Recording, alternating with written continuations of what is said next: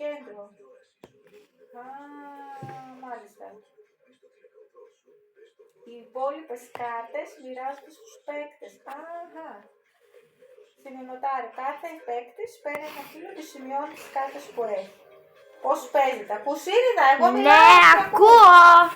Παίζει ο παίκτης. Πάντα πηγαίνουμε προς δεξιά. Ρίχνεις το ζάρι και κινείς το χαρακτήρα σου. Δεν μπορείς να πας από τη μία μεριά στην άλλη. Είναι λίγο κομπλεξικό. Είναι λίγο. Κομπλεξικό. Κομπλεξικός είναι ένας άνθρωπος, όχι ένα παιχνίδι. Είναι δύσκολο. Κομπλεξικός είναι ένας άνθρωπος. Εντάξει, κατάλαβα. Τώρα σταματά. Δεν καταλαβαίνω. Μόλις πεις ένα δωμάτιο, προτείνεις έναν ύποπτο και ένα όπλο. Παραδείγματος χάρη, λες προτείνω αυτήνα σε αυτό το δωμάτιο με αυτόν. Μεταφέρεις τα πιόνια σου έξω από την πόρτα. Ο παίκτης αριστερά κοιτάζει τις κάρτες σου και αν έχει κάποια από τις προτινόμενες σου δείχνει μία στα κρυφά. Σημειώνεις στο φίλο σου ότι αυτές οι κάρτες δεν είναι ίδιες.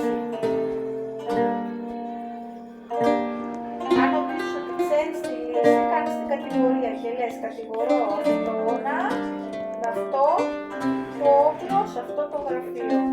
Ελέγχεις κρυφά τις κάρτες στο φάκελο, αν είναι σωστές και δίνεις ανώδη, βγάζεις τα φύλλα σου και συνεχίζεις τις κάρτες, αλλά δεν κινείσαι, μόνο προτείνεις. Ο πρώτος που θα κάνει τη σωστή κατηγορία κερδίζει το παιχνίδι. Αυτές οι κάρτες δεν έχω καταλάβει. Οι άλλες, πού είναι οι άλλες οι κάρτες που έχω αφήσει? Δεν ξέρω. Ανάπτυξη εδώ. Αυτές δεν έχω καταλάβει.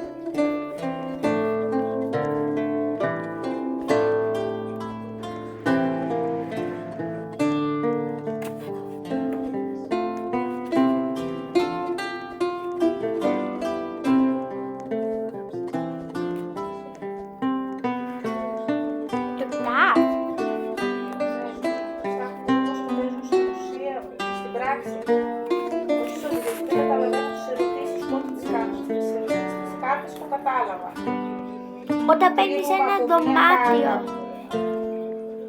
Κρίνουμε από μία κάρτα από το όπλο, από το δωμάτιο και από ποιος μπορεί να το έπαιξε. Το άλλο δεν καταλαβαίνω με τις κάρτες. Αναλυτική εξήγηση.